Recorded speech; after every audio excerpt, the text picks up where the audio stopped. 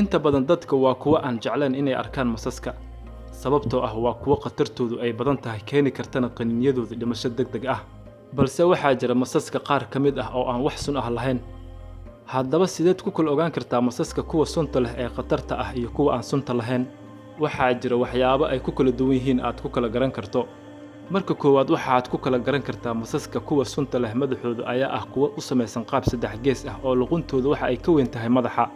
balse masaska aan sunta lahayn madaxoodu waa kuwa u samaysan qaab wareeg ah oo la siman qaarka kale ee jirkooda sidoo kale waxa ay ku kala duwan yihiin indhahooda laakiin ogow waxaa jira masaska qaar aadan ku kala garan karin inay yihiin kuwa sunta leh iyo in kale sida tusaale Black Mamba oo kale waa masaska kuwa ugu khatarsan oo laga heli karo Afrika gaar ahaan geeska Afrika bu'da indhihiisu waxa ay u samaysan yihiin qaab wareeg ah balse haddana waxaa lagu tiriyaa masaska kuwa ugu halista badan laakiin ogow masaska aan sunta lahayn marxaladaha qaar waa kuwa si sahlan u badbedeli kara qaab wareegga indhahooda iyo marka ay soo wajahdo cabsida sidoo kale masaska sunta leh waxa ay duleel yar ku leeyihiin halka u dhaxaysa labadooda indhood oo ah duleel ay ku dareemaan heerkulka noolaha ay ugaarsanayaan iyo isla markaasi jihada uu ka xigo halka masaska aan sunta lahayn aysan lahayn duleelkaas yar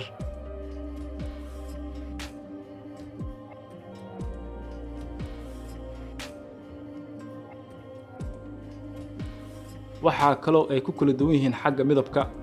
haddaad aragto mas midabkiisu uu yahay midab tiq ah oo aad u qurux badan ama midabo kala duwan leh ka fogow waa masaska kuwa sunta leh waxaa kaloo lagu kala garan karaa kala duwanaanshaha u dhaxeeya seentooda dambe haddaad aragto mas seentiisa dambe uu maqaarkiisu ku xidhan yahay farshaxan alifyo kala googo'an ah ka fogow waa masaska kuwa sunta leh balse haddii aad aragto inuu ku xidhan yahay farshaxan saf alif toosan ah ma aha maskaasi mid sun leh sidoo kale waxa ay ku kala duwan yihiin xagga socodka iyo xawaaraha masaska sunta leh waa kuwa degdeg badan xagga socodka laakiin kuwa aan sunta lahayn waa kuwa si tartiib ah u socda iyo sidoo kale masaska sunta leh waxa ay bixiyaan cod gaar ah marka ay halis dareemaan ama loo soo dhawaado waxaa kaloo la sheegaa masaska sunta leh in biyaha dushooda ay ku dabaalan karaan halka kuwa aan sunta lahayn ay u quusi karaan ilaa biyaha hoostooda haddaba intaas haddaan isla ogaanay sideed ugu fogaan kartaa waxyeelada iyo khatarta masaska marka koowaad waxaan kugula talin lahaa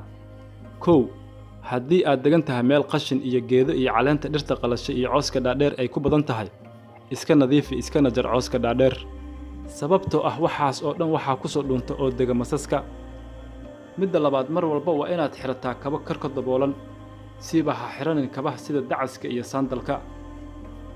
marka saddexaad iska dami iftiinka habeenkii marka aad seexanayso waana xeelad yar oo kaa caawin karta in aysan kuu soo dhowaanin masaska habeenkaas midda afraad weligaa haddaba raacin mas hana isku fuduulinin